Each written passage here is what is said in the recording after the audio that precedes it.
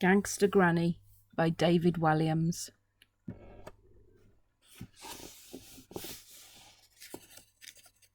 Chapter 18. Visiting Hours. "You can't stay with Granny tonight," said Dad. It was 4 o'clock on Friday afternoon, and Ben had just got home from school. It was strange that Dad was home so early. He usually didn't finish his shift at the supermarket until 8. "Why not?" asked Ben, noticing his dad's face was dark with worry. "I'm afraid I've got some bad news, son."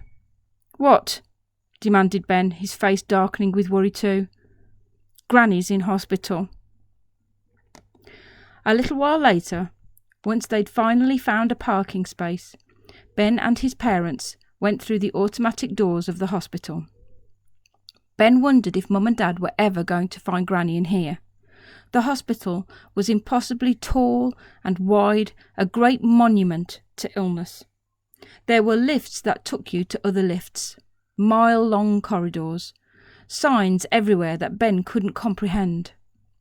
Coronary care unit, radiology, obstetrics, clinical decision unit, MRI scanning room. Confused-looking patients on trolleys or in wheelchairs were being wheeled up and down by porters as doctors and nurses who looked like they hadn't been to bed for days hurried past them. When they finally found the wing Granny was in, right up on the 19th floor, Ben didn't recognise her at first. Her hair was flat on her head, she didn't have her glasses on or her teeth in, and she was wearing not her own clothes, but a standard-issue NHS nightgown. It was as if all the things that made her Granny had been taken from her, and she was now just a shell. Ben felt so sad to see her like this, but tried to hide it. He didn't want to upset her. "Hello, dears," she said. Her voice was croaky, and her speech a little slurred. Ben had to take a deep breath to stop from bursting into tears. "How are you feeling, Mum?" asked Ben's dad. "Not too clever," she replied.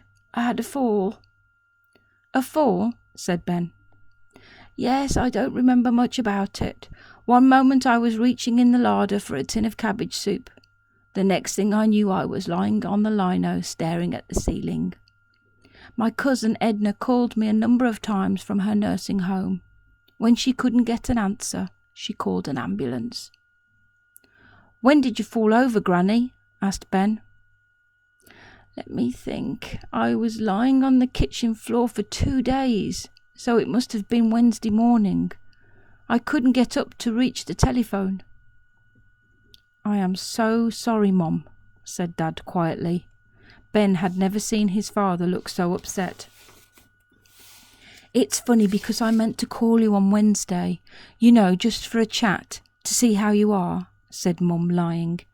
She had never called the old lady in her life, and if Granny ever called the house, Mum couldn't get off the phone quick enough. "You weren't to know, my dear," said Granny. "They did all kinds of tests this morning to see what's wrong with me. X-rays and scans and the like. I'll get the results tomorrow. Hopefully I won't be in here too long." "I hope so too," said Ben. There was an uncomfortable silence.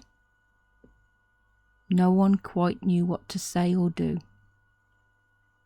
Mum hesitantly nudged Dad and mimed looking at her watch. Ben knew hospitals made her uncomfortable. When he'd had his appendix out 2 years before, she had only visited him a couple of times, and even then it had made her sweat and fidget. "Well, we'd better be off," said Dad. Yes, you go," said Granny, with lightness in her voice but sadness in her eyes. "Don't you worry about me, I'll be fine." "Can't we stay a bit longer?" piped up Ben.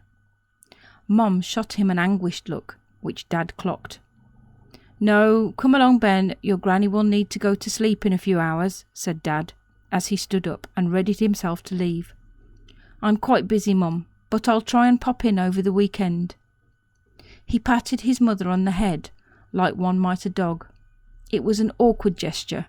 Dad wasn't a hugger. He turned to go. Mum smiled weakly. and then pulled a reluctant Ben across the ward by his wrist. Up in his bedroom later that evening, Ben determinedly sorted out all the information he'd gathered from school that week. "We'll show them, Granny," he thought fiercely. "I'm going to do it for you." Now Granny was ill, he was more determined to do it than ever. He had until tea time to plan the greatest jewel theft in history. And tomorrow I'll read Chapter 19.